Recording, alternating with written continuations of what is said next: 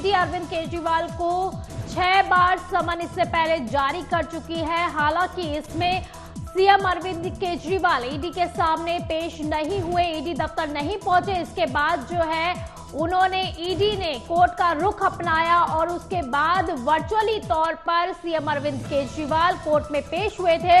और अब इसी बीच आपको बड़ी खबर बता रहे हैं, जहां पर अरविंद केजरीवाल को ईडी ने 7वां समन जारी कर दिया है। तो ज्यादा जानकारी के लिए हमारे संवाददाता ओमशील हमारे साथ जुड़ गए हैं। ओम, 7वां समन जारी हुआ है, अब क्या कहा जा रहा है? क्या इस बार भी पेश होंगे अरविंद केजरीवाल?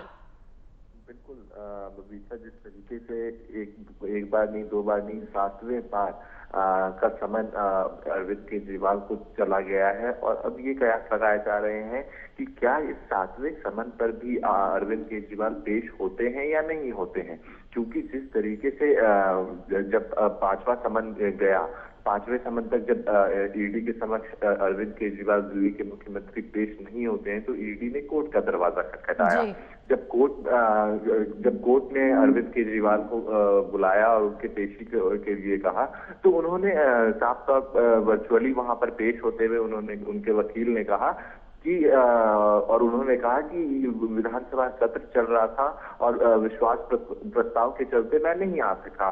तो कोर्ट ने दूसरी तारीख दी। तो कहीं ना कहीं अब ये देखने वाली बात होगी, कोर्ट में तो इन्होंने कहा कि विश्वास प्रस्ताव चल रहा था, विधानसभा सत्र चल रहा था, तो क्या इस 7वें समन पर भी वो पेश होते हैं या नहीं होते हैं, ये बड़ा सवाल है। क्योंकि अगर हम पूर्व में देखें, जिस तरीके से हेमंत सोरेन का अगर मामले का अगर हम जिक्र करें, तो उनको भी 10 समन गया और उसके बाद 10वें समन तक वो पेश नहीं हुए थे।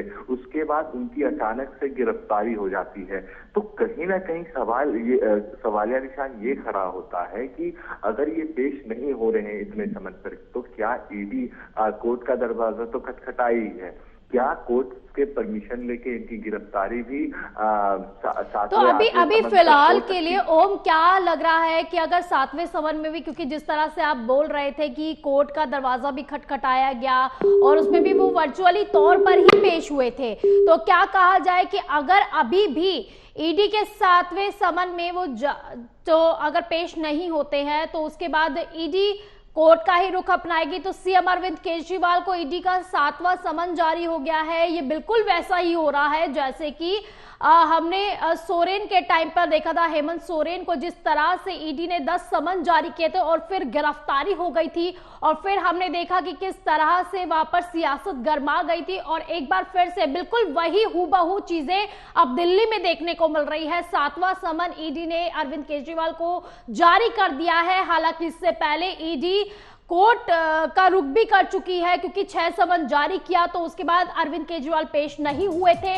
अब ईडी के सामने क्या कुछ जो है वहां पर ऑप्शन बच जाता है, क्या कुछ विकल्प होता है? अगर आज भी अरविंद केजरीवाल पेश नहीं होते हैं तो ईडी क्या कुछ आगे एक्शन लेने वाली है?